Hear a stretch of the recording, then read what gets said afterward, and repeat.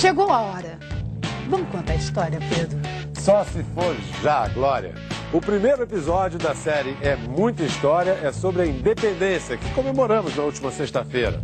O historiador Eduardo Bueno defende com graça e simpatia uma nova tese sobre o Grito do Ipiranga.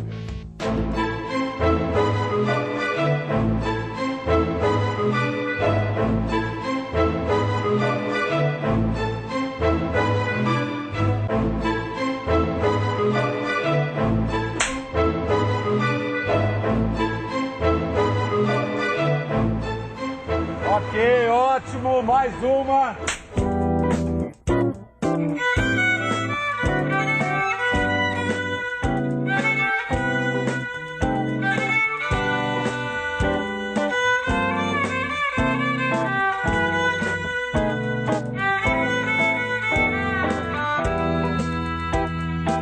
Desde o dia do Fico, em janeiro de 1822, a independência do Brasil era só uma questão de tempo. Ao decidir ficar no Brasil, desobedecendo ao pai, Dom João VI, e afrontando as cortes de Lisboa, Dom Pedro deu um passo sem volta. Por que então Pedro esperou até setembro para dar seu grito? Por que no dia 7? E por que no meio do nada, às margens do Riacho Ipiranga?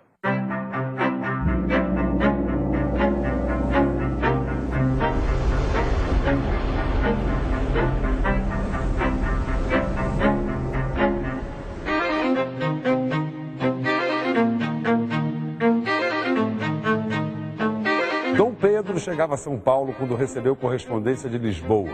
Nas cartas, ele era chamado de rapazinho de carreira criminosa.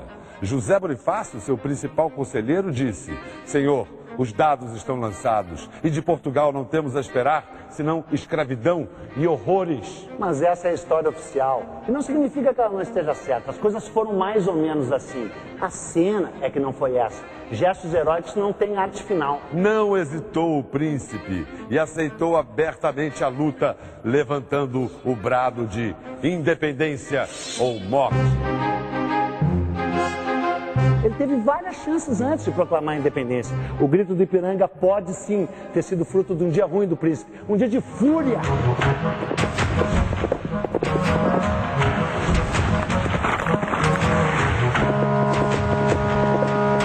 Naquele dia, Dom Pedro tinha mesmo muitos motivos para estar à beira de um ataque de nervos.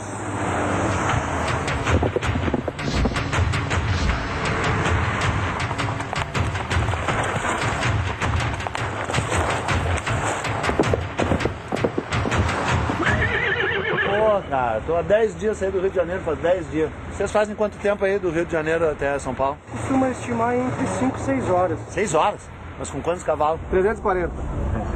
Eu faço com um. Sai de lá, prazer, sou o Dom Pedro I. Vocês já ouviram falar do príncipe Dom Pedro I, não ouviram? No dia da independência, tinha 23 anos de idade.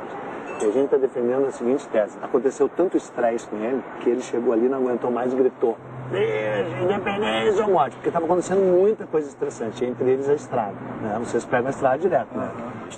Estressa muito mesmo. Pista esburacada, muito movimentada, né? Uma das rodovias ela é a mais estressante. Explode, cara. O nervo vem a flor da pele, você tem que fazer alguma coisa pra descarregar. Eu acho que, né, ele falou isso pra poder tirar aquela raiva de dentro. Entre São Paulo e Rio de Janeiro tinha uma trilha, que é a Via Dutra, uma trilha indígena, que os índios percorriam desde a pré-história.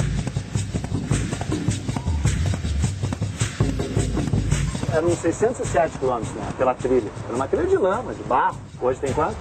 Hoje está 400. E vocês vão dizer que hoje é da estresse. São Paulo estava tendo uma espécie de conspiração contra ele. O Dom Pedro veio do Rio até aqui para restabelecer a ordem. Chegou aqui em Jacareí, conhece Jacareí aqui? O rio cruza a estrada aí no Jacareí, né? Então, aí ele saltou para dentro do rio. Uá! Se jogou de cavalo dentro do rio, atravessou o rio a cavalo, mas estava frio, ficou molhado. Ele olhou para um cara que tinha mais ou menos o tamanho dele, disse: tira a calça e dá para mim.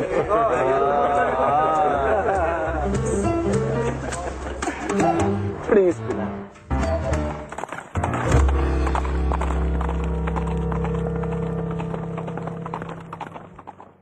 Ok, viagem estressa a mesma pessoa. Porém, só isso não sustenta a tese do dia de fúria. É verdade que, ao chegar a São Paulo, nosso príncipe não foi recebido por revoltosos como temia, mas por coisa ainda mais ardente, pelas labaredas da paixão.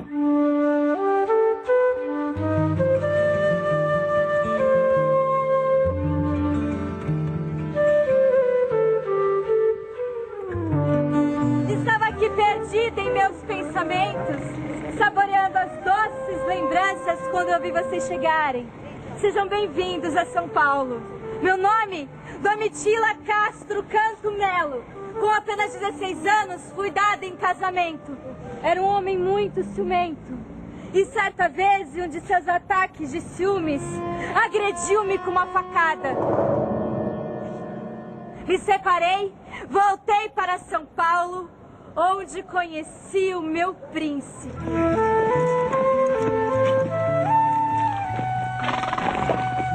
Iniciei um apaixonado romance com Dom Pedro I. 150 anos não te vejo, Domitila. Continuas a mesma. Que saudade de ti, meu amor. Tu lembras de tudo? Lembro. Cada detalhe? Cada detalhe. Se fores um sonho, não quero mais acordar. Não sou, Domitila, que estou. Baile comigo. Baile.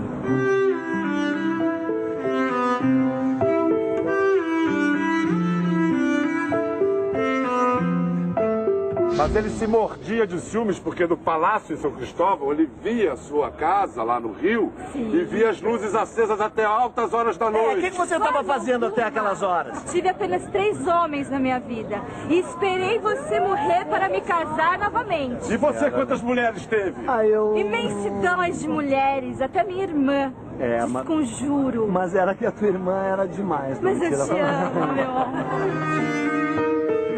Você acha que a paixão pode ter virado a cabeça do Dom Pedro, a paixão por você, Domitila, e pode ter levado ele também a proclamar a independência? Você acha que teve algum estresse de paixão? E eu acredito que houve sim uma paixão, um movimento muito maior do que político para que ele fizesse o que ele fez.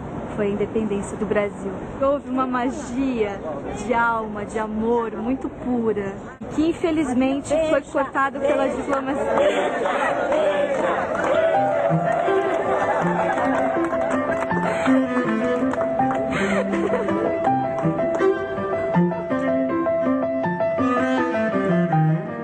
E eles viveram o caso de adultério mais oficial da história do Brasil, né? E, aliás, isso acabou afastando o Dom Pedro da mulher, a dona Leopoldina, e do Bonifácio, principal conselheiro dele. Então tá bom, a sua tese do Dia de Fúria ganha um pouco mais de substância, porque 8 dias antes do Brado do Ipiranga ele se apaixona.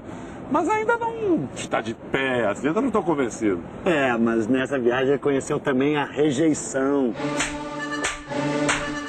Ok, ótima. Vamos mais uma. Mas espera aí, essa cena de fato aconteceu. Um dia antes da independência, né? Dia 6 de setembro. O historiador Tarquínio de Souza diz assim: atravessava o futuro imperador viela pouco frequentada de Santos quando se lhe deparou jovem mulata de grande beleza. Em movimento rápido, de quem não queria perder a caça, segurou pelos ombros e instalou-lhe de surpresa um beijo no rosto. Veja que sequer foi na boca. Que pena, né? Não tardou o revir. Respondeu a rapariga com uma bufetada na bochecha do desconhecido e escapuliu. Será que ele não apaixonou depois de tomar um tapa desse? Aí o imperador tentou comprá-la. Era de outro, né? E o proprietário disse que era uma mucama de estimação. É isso que fazia, uma semana que ele tinha conhecido aquela que ia virar a maior paixão da vida dele, a Domitila, né? A Marquesa de Santos. Rejeição, meu irmão, ainda mais com tapa na cara, pode ser bem estressante. Bom, isso é verdade. Bom, tá ganhando pontos a sua tese do Dia de Fúria. Mais algum argumento? A imprensa. Quer dizer que havia liberdade de imprensa naquele momento? Fazia um ano que tinha começado, 1821. E os jornais vieram com tudo, depois de séculos de repressão, né? Você pode imaginar. O Dom Pedro, por exemplo, era atacado direto nos jornais, mas também respondia. Respondia, mas assinava Dom Pedro I? Não, usava pseudônimo, evidentemente. A tese do Dia de Fúria está ganhando o corpo mesmo. Mais algum argumento? Comida de beira de estrada?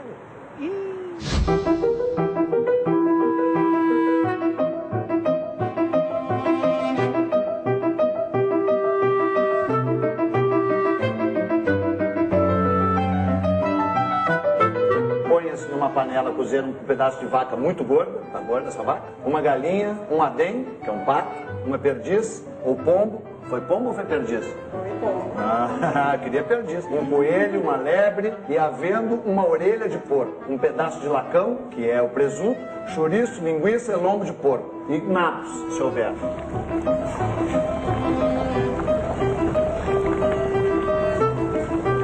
Alguma coisa aconteceu. Também você vê as receitas? Ah, mas essas receitas eram de todos os dias. É, umas 4, 5 vezes por dia, onde o príncipe parava, todo mundo queria oferecer alguma coisa. Como todo político até hoje. É uma praga até hoje. E a água, a qualidade da água em Santos, como era? Salobra, né? A situação sanitária da cidade era das piores. Durante muito tempo, Santos foi um lugar perigoso por causa disso. E talvez não tenha sido o que ele comeu, mas o quanto ele comeu também. E a quantidade de vinho? A gente sabe que o príncipe bebia também. Depois sobe em cima de uma mula para vir para São Paulo, serra acima, chacoalhando tudo. Eu mesmo não estou me sentindo muito bem. Pode ter sido psicológico. Com certeza.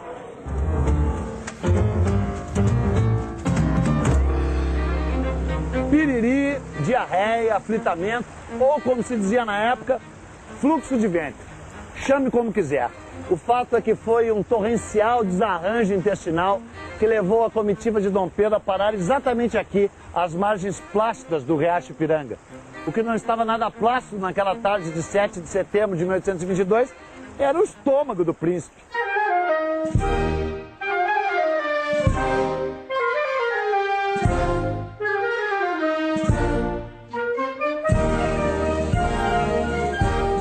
Viagens longas e estafantes, calúnias nos jornais, paixões arrebatadoras, rejeição, indigestão. Ok, eu admito que faz sentido, mas supondo que a sua tese do Dia de Fúria esteja correta, então esse quadro de Pedro Américo é uma obra de ficção. Olha, quase isso. Pelo menos de acordo com os caras que assistiram a cena, as testemunhas oculares da história. E quem assistiu a cena? Por exemplo, o padre Belchior. Aliás, foi ele quem leu as cartas da dona Leopoldina e de José Bonifácio que vieram lá do Rio pro príncipe. Olha o que ele diz no livro dele aqui. Ele, o príncipe, vinha de quebrar o corpo à margem do Riacho Ipiranga, agoniado por uma desinteria que apanhara em Santos, com muitas dores. Quebrar o corpo, um dia de fúria. Depois de ouvir a minha leitura, tremendo de raiva, arrancou o príncipe de minhas mãos os papéis e, amarrotando-os, pisoteou-os, deixou-os na relva. Depois, abotoando-se e recompondo a fardeta, virou-se para mim e disse: diga à minha guarda que eu acabo de fazer a independência completa do Brasil. Estamos separados de Portugal. Eram 4 horas da tarde do dia 7 de setembro de 1822 e o sol brilhou no céu da pátria nesse instante. É porque o quadro foi pintado 66 anos depois da cena que descreve. O próprio Pedro Américo não era nem nascido quando a independência foi proclamada. E, além do mais, ainda se baseou num outro quadro, a Batalha de Friedland.